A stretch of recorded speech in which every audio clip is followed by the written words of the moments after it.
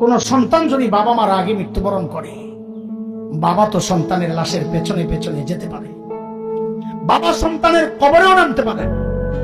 বলে কেন, বাবার কলিজায় কি মায়া দয়া নাই? আছে।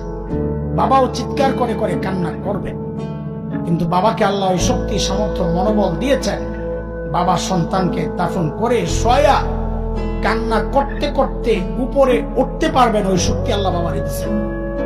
কিন্তু কোন মায়ের জন্য সন্তানের লাশের পেছনে যাওয়া চলবে না, কোন মায়ের জন্য সন্তানের কবরে নামা চলবে না।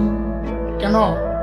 দুনিয়ায় এমন কোন মা নাই যে সন্তানকে দাফন করার জন্য কবরে নেমে সন্তানকে শোয়া দিয়া ওই মা আবার সুস্থ অবস্থায় উপরে উঠবেন, এমন কোন মা নাই। সন্তানদের শোয়া নিজ লাশ হইয়া শুয়া পড়বে। এরে ভাই, একটু জানতে চাই, এই যে মার কলিজা এত দরদ, এত মমতা, এত মায়ার ভালোবাসা, কারণটা কি বলেন তো? মা আমার দুই চোখের এক চোখ বানাইছেন সেই জন্যে, মা আমার একটা কান বানাইছেন সেই জন্যে, মা আমার একটা হাত বানাইছেন সেই জন্যে। আচ্ছা একবারে বলে ফেলেন না, মা আমার শরীরের কি বানাইছেন? কি বানাইছেন বলেন, বলেন কি বানাইছেন? কিছুই বানান নাই, কিছুই বানান নাই।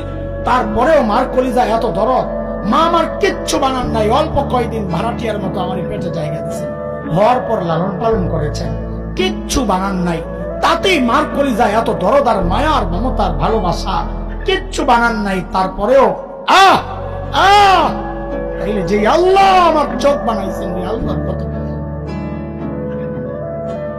যে আল্লাহ আমার হাত পা বানাইছেন, আল্লাহর কত, যে আল্লাহ আমার এত এত নিয়ামত দিয়া বাঁচায় রাখছেন, আল্লাহর কত মায়া।